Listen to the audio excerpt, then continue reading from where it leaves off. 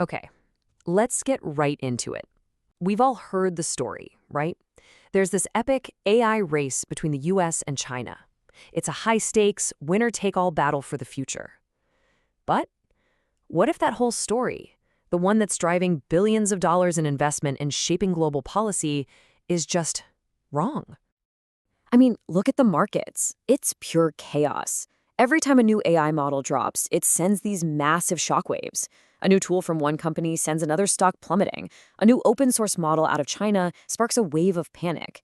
It feels like this incredibly intense zero-sum game, where every single move is about getting one step ahead of the competition.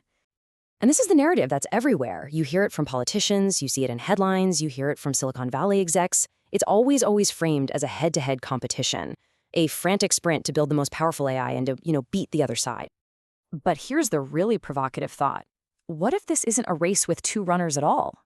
What if one country has fired the starting pistol and is sprinting down the track, while the other is off playing a completely different, much longer game? Because if that's true, it changes absolutely everything.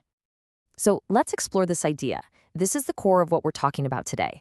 The US and China are not on the same track. They have different playbooks, different motivations, and honestly, they're not even aiming for the same finish line. And you can see this so clearly just by looking at the words they use. It's fascinating. In the US, the language is all about the AI race, beating China, national security. Their big models, like GPT, are closed off, and the big announcements, like Sora, are these huge, flashy spectacles. Meanwhile, what's the language coming from China? It's open collaboration, ecosystem building. Their most impactful models are actually open source, and their whole focus is on diffusion, how to get AI working in factories, in logistics, on farms. So this gets to the absolute heart of the matter. The US goal is, fundamentally, dominance. It's about building and controlling the one massive platform that everyone else has to rely on. China's goal, it's diffusion.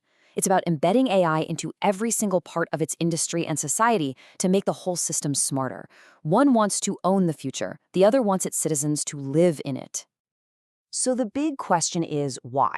Why do we have these two completely separate tracks?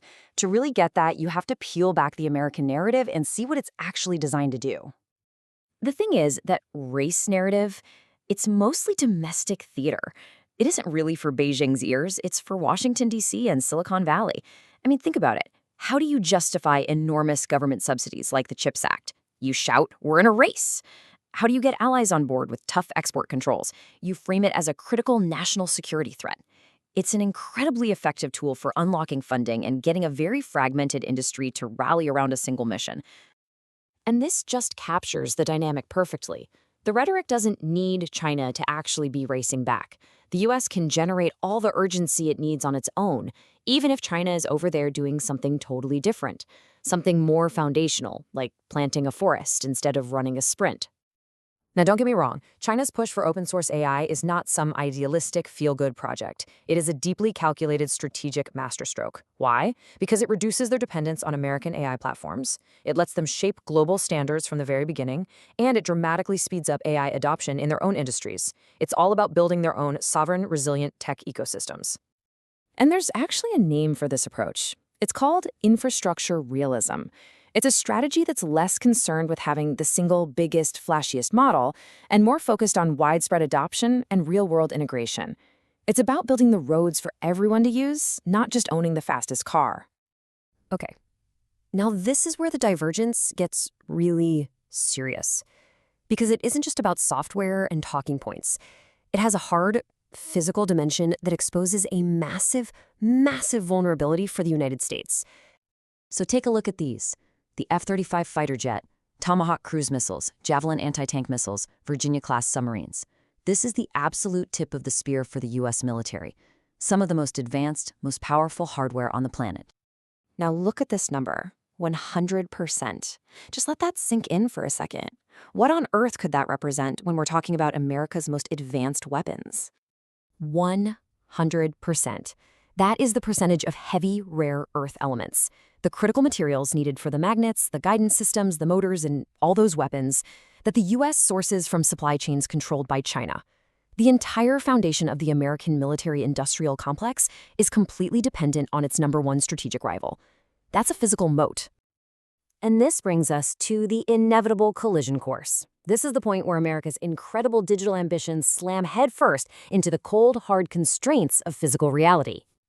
You see these mind-boggling numbers being thrown around. $1.4 trillion. That's the rumored cost for just one AI supercomputer project. It represents the absolute peak of AI hype, this belief in infinite digital growth. But that dream is hitting a very real, very physical wall. And this chart shows you why perfectly.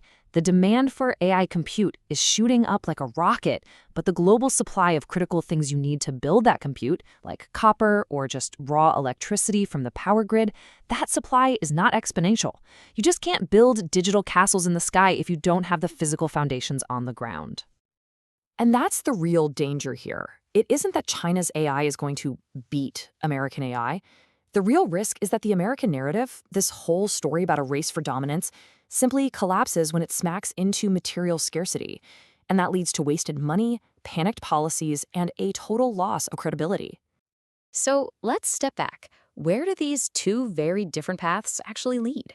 We can start to map out the two distinct futures that are being built right now. This slide really just lays it all out. The U.S. track of dominance is a high-risk, high-reward game measured in market cap and driven by hype cycles. China's track of diffusion is a long-term play, measured by real-world adoption and industrial return on investment. They aren't just in different races, they're designing completely different worlds.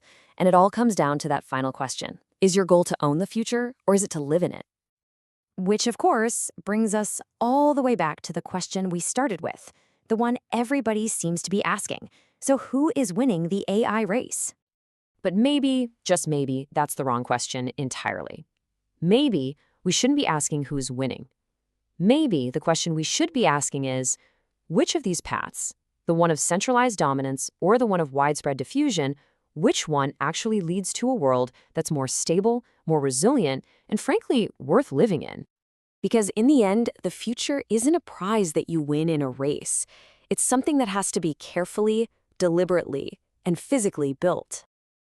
The real question is, what are we building?